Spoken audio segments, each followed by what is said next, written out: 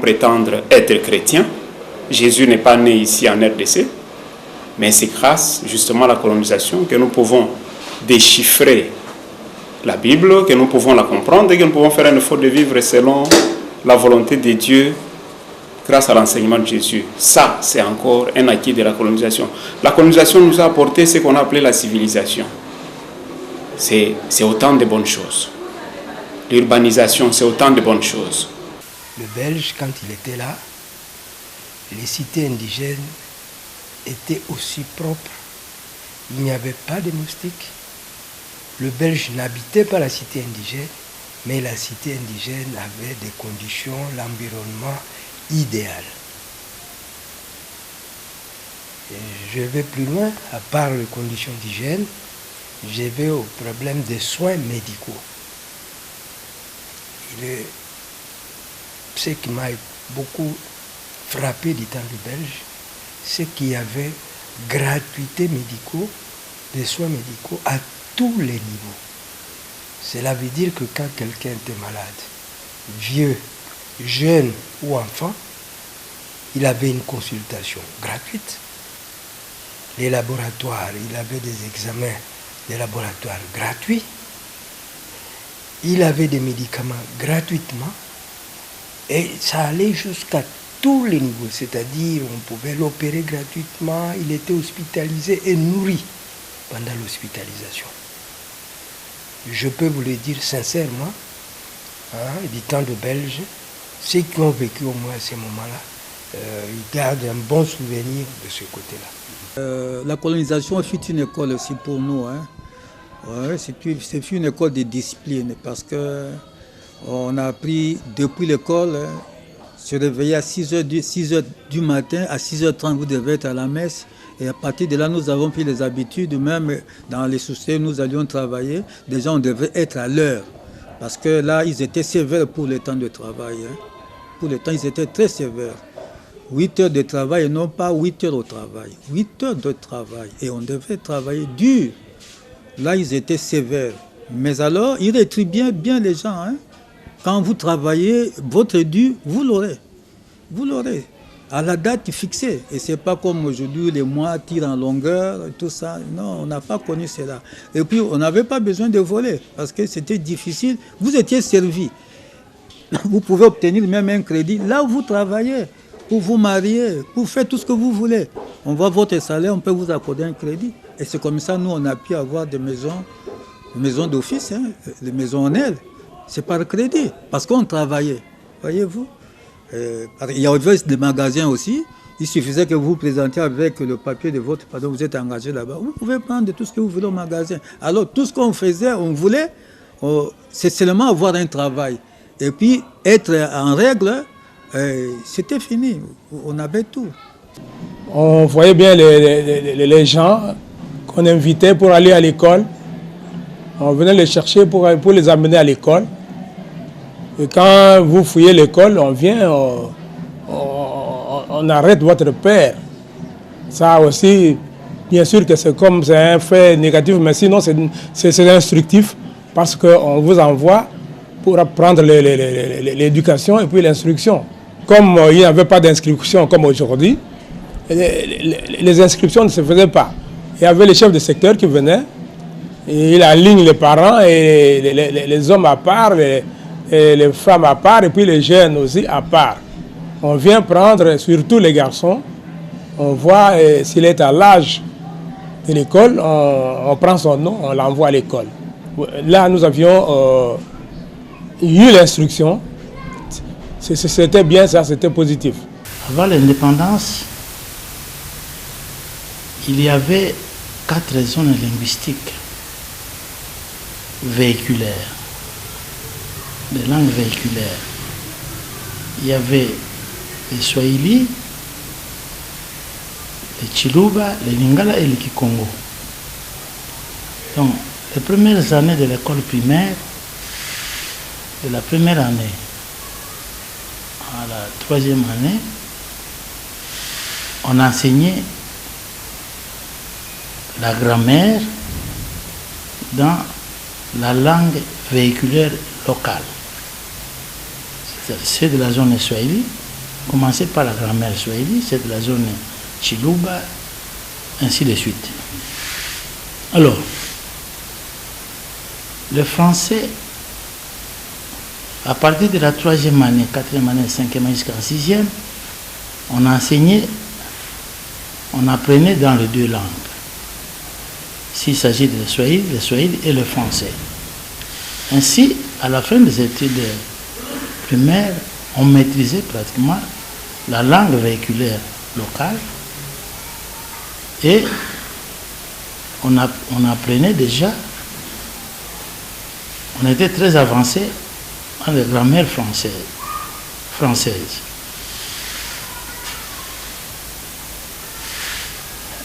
Actuellement, d'après ce que je me semble, que les enfants apprennent le français à partir de la maternelle. Le français, on l'apprend de la maternelle jusqu'à l'université. Malheureusement, on forme maintenant les hybrides. Parce que l'enfant, d'abord, il ne maîtrise pas bien la langue française, encore moins la langue véhiculaire de sa zone linguistique. Ce qui fait que on forme les hybrides. Il est vrai que la colonisation belge était vraiment en retard en ce qui concerne l'enseignement supérieur. Mais n'empêche que notre formation du primaire, de l'école primaire jusqu'à l'école secondaire, c'était une formation de qualité, une formation solide. Parce que je vais vous donner le cas de chez moi, au Maniema. Jusqu'en 1955, il n'y avait pas d'école secondaire. L'enseignement post-primaire s'est limité à 4 ans, école moyenne.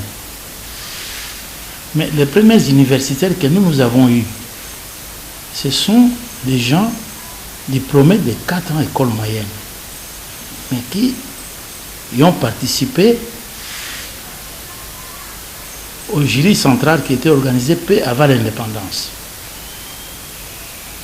Parce que pour être admis à l'université, il fallait avoir le diplôme de 6 ans secondaire ou de 6 ans homologué à partir de le jury central. C'est ainsi que les premiers universitaires du Maniema sont généralement des gens qui ont fait 4 ans d'école moyenne. C'est pour vous dire la solidité de l'instruction que nous recevions pendant la colonisation. Nous avons eu les premiers ingénieurs qui n'ont fait que 4 ans d'école moyenne, mais qui ont participé au jury central, qui ont décroché les diplômes homologués et admis à l'université, et ils sont sortis brillamment, ingénieurs, civils. Les économistes, les juristes, ce sont les gens qui sont sortis, qui relèvent de cette formation de 4 ans d'école moyenne. L'école secondaire est venue, je crois, vers les années 58-60. C'est vous dire que, donc, nous avons reçu une très bonne formation de base. Parce que c'est pour dire que les Belges ont formé les agents auxiliaires, parce qu'ils ne voulaient pas avoir des élites. Parce que comme on dit, pas d'élite, pas de problème.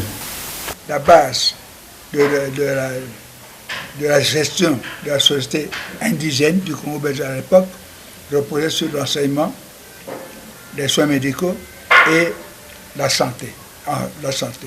Eh bien, toujours journaliste, je faisais des enquêtes et je suis tombé sur une famille qui vivait dans la misère. Misère comment?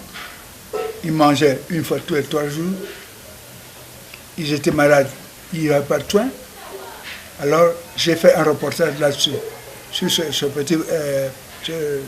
petite famille. Bon, je l'ai fait, c'est sorti dans mon journal, j'ai oublié. 8 jours après, on me téléphone au service de la santé, je crois, pour me demander exactement où se trouvait cette famille et quelles étaient les composantes. J'ai donné tout. Nous sommes allés. Immédiatement, on a pris cette famille en charge. On s'est occupé d'eux pour leur santé, pour leur ravitaillement, et voilà. Grâce à l'organisation, à l'administratif de la colonie. Et voilà des gens qui étaient sauvés, je pourrais dire. En 1954, ma mère souffrait de l'appendicite. C'est moi qui étais son garde malade. Nous sommes allés avec lui à l'hôpital, précisément dans le territoire de Bagata, dans la province de Bandundu, enchaînement sous-région du Kwilu. Nous sommes allés à l'hôpital, mais on regrettait qu'on n'a pas d'argent. Quand nous sommes arrivés, le docteur disait non, nous traitons tout d'abord le malade. Notre problème est que le malade soit guéri. Et chez eux, c'était comme ça. Vous allez à l'hôpital, on ne vous demande pas encore l'argent. On vous soigne. Après les soins médicaux, on vous donne la facture. Si vous avez l'argent, vous payez directement. S'il n'y en a pas, vous signez en décharge avec une date limitée. Quand on attend, la date est expirée, vous ne venez pas, on donne votre décharge à l'autorité de collectivité. Donc, à ce moment, c'était le secteur. Le chef de secteur vous poursuit. Vous payez un peu d'amende et vous donnez l'argent au fur et à mesure. Bon. On se réjouit parce que tout d'abord, on traite les malades. Le reste après. Contrairement aujourd'hui, quand vous allez, s'il n'y a pas d'argent, les docteurs ne vous touchent pas. Je trouve qu'un Belge n'est pas un mauvais. C'est-à-dire la façon que nous sommes colonisés, les études faites, l'encadrement, la discipline, l'humanité. Belge, c'était un homme humain. Il sait respecter les droits de quelqu'un par rapport aux autres, quoi, par rapport à nous actuellement. Donc, tu travailles, tu gagnes ton salaire, ça peut arriver jusqu'au bout du mois. C'est ça le bon côté des Belges. Et vous, vous pouvez nous parler de votre cas personnellement du travail, comment ça s'est fait? Mon cas personnel, je dois dire, à l'époque où j'ai commencé à travailler, j'étais aux HB, au PLZ, hein, aux HB là, j'étais pointeur. Hein, c'était en 57-58. Hein? Donc je partais le travail le matin. D'ailleurs, on a travaillé avec Nico. Nico était tourneur et il travaillait autour là-bas. Donc mon salaire, je voyais comme je touchais des millions. Je ne touchais pas beaucoup, mais ça me rendait quand même du service. Quand je suis parti en Europe, positivité, je parle des Belges. Hein? Organisation d'accueil. On était ici, il y avait un protocole qui nous attendait là-bas, avec des manteaux. Ce que je trouve un peu négatif chez les Belges, c'était en fait, ils ont essayé de cloisonner les Congolais. Cela veut dire quoi? Ils ont pratiquement interdit le passage d'une province à une autre. Beaucoup de formalités pour quitter, par exemple, Kisangani, pour aller à 120 km, parfois même à 40 km. Il fallait avoir une feuille de route, avoir un bulletin sanitaire, etc. Et c'était vraiment pénible. Au point que le Congolais, il connaissait Kinshasa par le nom. Moi, par exemple, qui étais à Kisangani, je connaissais qu'il y avait Léopoldville, mais c'était la géographie pour moi. On ne pouvait jamais s'y rendre, même si on avait les moyens. C'était vraiment très difficile. Ça, c'est vrai. Les Belges, oui, vraiment, il y avait la ségrégation raciale, comme on dit. Hein, parce que, par exemple, vous êtes boy dans une maison, on vous donne un papier pour l'acheter du pain de votre patron, mais vous ne pouvez pas entrer dans la boutique où on vend les pains. Vous allez à un guichet, vous présentez la lettre, mais vous ne pouvez pas entrer. Vous allez au guichet, c'est là où on va vous servir. Et il y avait toujours une file là, des gens qui attendaient pour prendre le pain de leur patron, tout ça. Et c'était malheureux, c'était triste. Hein. J'ai vécu un cas, je devrais me rendre dans notre village. Et pour me rendre, nous sommes à 80, je grandis à Kisangani. Mon village est à 80 km de Kisangani, en face de l'INERA actuel. Eh bien, je devrais quitter Kisangani par pirogue et on arrivait à un poste d'État. Un poste d'État, c'était le plus petit siège administratif où il y avait un blanc. Ce n'était pas le territoire, non. Dès qu'il y avait un blanc, c'était un poste d'État. Et là, je donne un exemple. Quand il est midi, le blanc se repose, toutes les pirogues doivent s'arrêter, en amont comme en aval, parce que le blanc mange et il sieste. Et vous, vous êtes là, en train de voir, bon, qu'est-ce qu'on attend. Et nous, on était petits, on posait la question, qu'est-ce qu'il y a, etc. Et à 14 heures, quelqu'un venait vérifier si vous aviez le feu de route, si vous aviez... Et là, je vous l'ai dit, on était petits. Et quand vous expliquez que c'est parce que le blanc faisait la sieste, on s'est dit, mais c'est quoi ça? C'est pourquoi on ne doit pas continuer notre route, etc. Tandis que nous-mêmes, nous n'étions pas chez nous, mais les Blancs, les étrangers, étaient chez eux. Les Blancs étaient chez eux. Ils pouvaient entrer dans n'importe quel lieu, dans n'importe quel magasin. Et c'était à eux. Hein.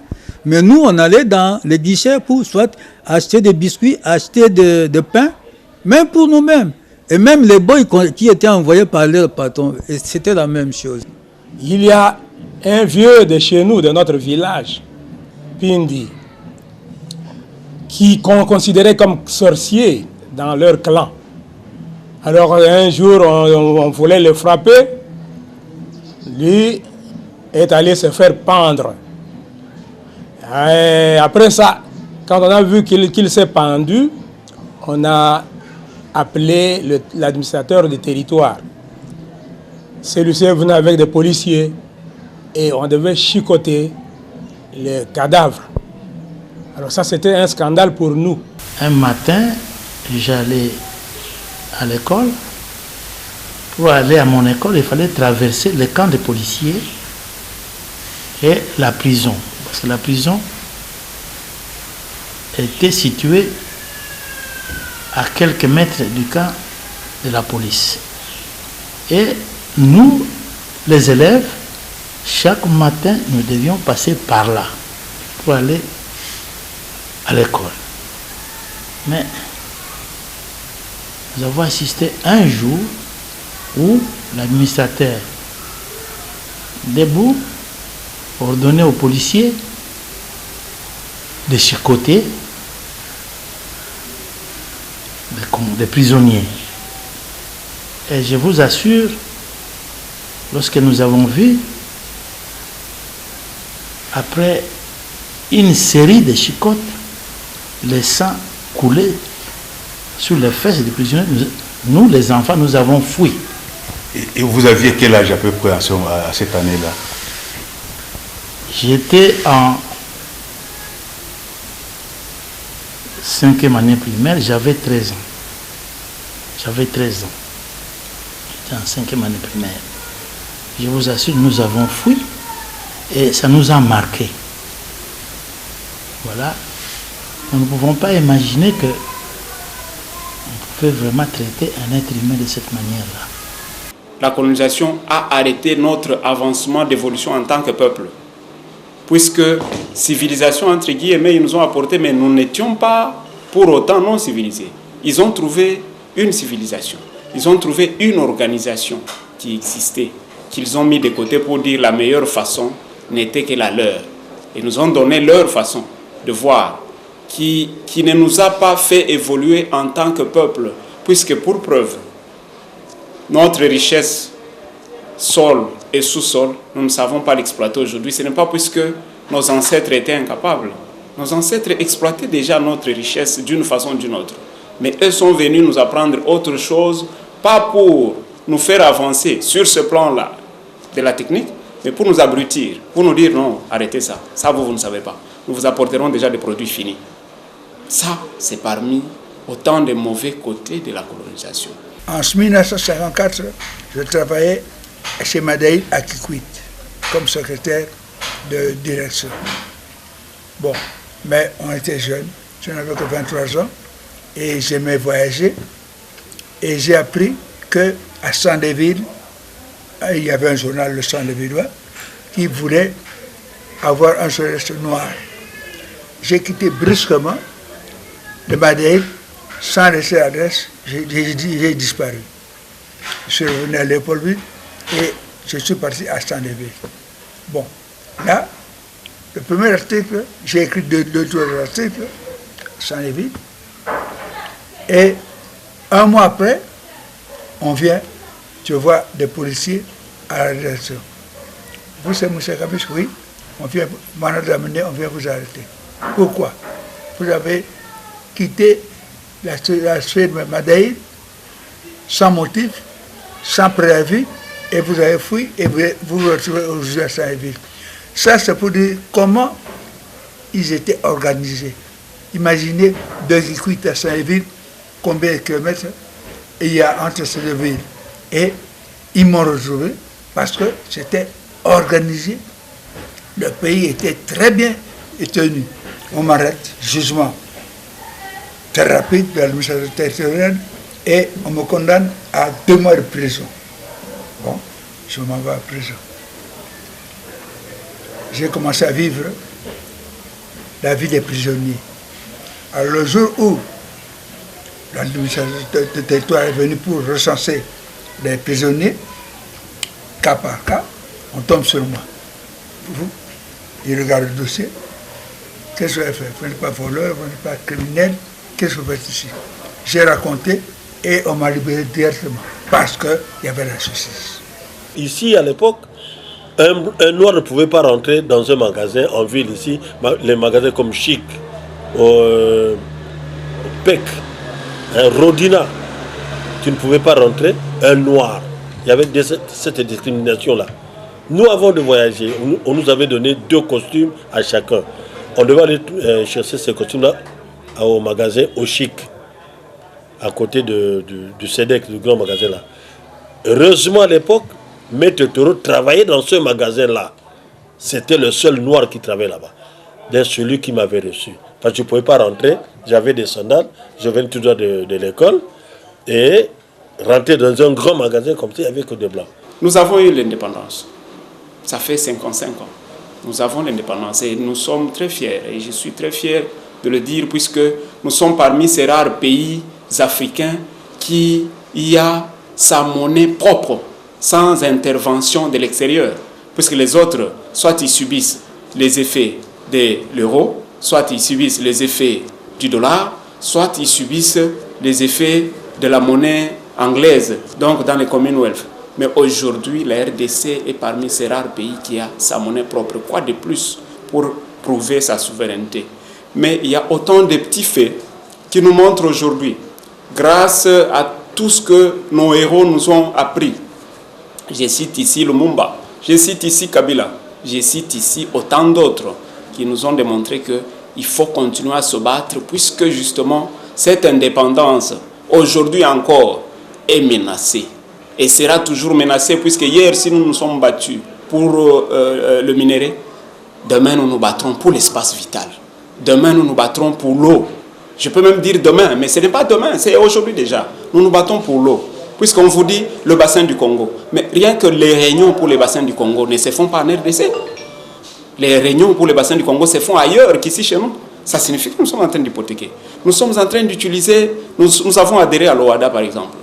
Mais dans peu de temps ici, la majorité faisant, nous serons minimisés par rapport aux francs CFA, puisque tout ce qui est au OADA par le franc CFA, par le euro. Donc aujourd'hui, nous prétendons que ça nous apporte beaucoup de bonnes choses. Oui, malheureusement, on a ouvert le climat des affaires est ouvert, justement. C'est une très bonne chose. Mais en même temps, nous avons une tendance, et là j'en appelle à tous les intellectuels, nous devons encore nous battre pour notre indépendance. Nous l'avons, certes, mais nous devons la garder. Il faut que notre monnaie, le franc congolais, pour lequel de nombreuses personnes sont mortes, nous devons garder les signes de la souveraineté. Nous devons garder les signes de la souveraineté. Je ne sais pas si j'ai encore quelques secondes, je vous dirai, nous devons nous battre, par exemple, que l'ONATRA reste encore national. Puisque une société, l'unique que nous avons, Nous devons nous battre pour des signes de souveraineté. Comment nous allons transporter, par exemple, des armements si nous n'avons pas l'ONATRA? Si l'ONATRA aujourd'hui passe à la gestion privée, ça sera compliqué pour nous. Nous devons nous battre pour que la SNEL reste un patrimoine de l'État. Même si on se bat aujourd'hui pour dire non, partenariat privé-public et tout ça, mais il y a des parts qu'on ne devra pas céder.